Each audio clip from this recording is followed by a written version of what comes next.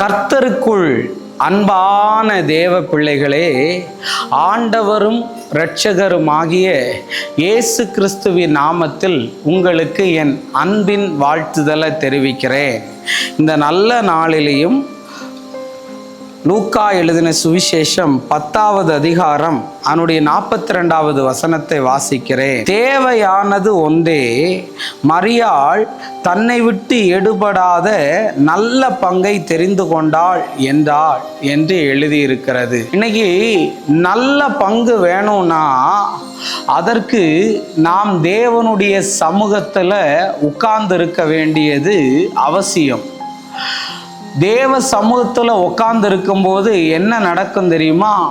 ஒஸ்ட்டையெல்லாம் அவர் delayed பண்ணி விட்டுட்டு பெஸ்ட்டை மாத்திரம் ஆக்டிவேட் பண்ணுகிற தேவனாக இருக்கிறார்.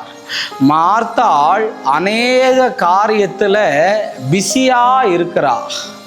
ஆனால் மரியாள், ஆண்டவர் எப்பவும் என் வீட்டுக்கு வரமாட்டார், எப்பமாவது வரும்போது அவரை நான் யூஸ் பண்ணிப்பேன், அவர் பாதத்தில் உட்கார்ந்து இருக்கிறது தான் எனக்கு நல்லதுன்னு தெரிஞ்சுக்கிட்டதுனால வேலை எப்போ வேணாலும் செஞ்சுருக்கலாங்க. ஏசு எப்பவும் அவள் வீட்டுக்கு வருவாரா? அதனால் அவள் இதுதான் பெஸ்ட்டுன்னு சொல்லி அவள் எடுத்ததுனால அவளுக்கு பெஸ்ட்டு போர்ஷனை கர்த்தர் கொடுத்தாரா. உன் வாழ்க்கையில் கெட்டதெல்லாம் மாறணும்னா, நல்லதெல்லாம் நடக்கணும்னா அவருடைய சமூகத்தில் காத்திருக்கணும். இந்த 5வது நாள் உபவாச ஜெபத்தில் அவர் எனக்கு நல்ல பங்கை தர 5வது நாள் காத்திருக்கிறேன். உங்களையும் அவருடைய சமூகத்தில் காத்திருக்கிற சொல்கிறேன். உங்களுக்கு அப்பா வீட்டில் பங்கு கிடைக்கலையா, புருஷ வீட்டில் பங்கு கிடைக்கலையா, வேலை செய்த இடத்துல பங்கு கிடைக்கலையா, கவலைப்படாதீங்க. அவருடைய சமூகத்தில் காத்திருங்க.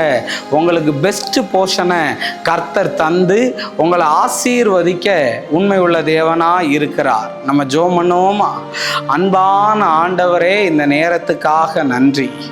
ஆண்டவரே, நீர் எங்களோடு பேசின தீர்க்க தரிசனமான வார்த்தைகளுக்காய் நன்றி சொல்கிறேன். உம்முடைய வல்ல நாமத்தை மகிமைப்படுத்தும். இயேசுவின் நாமத்தில் வேண்டுகிறேன் நல்ல பிதாவே. ஆமேன், ஆமேன், ஆமேன். God bless you. கர்த்தர் உங்களை ஆசீர்வதிப்பார்.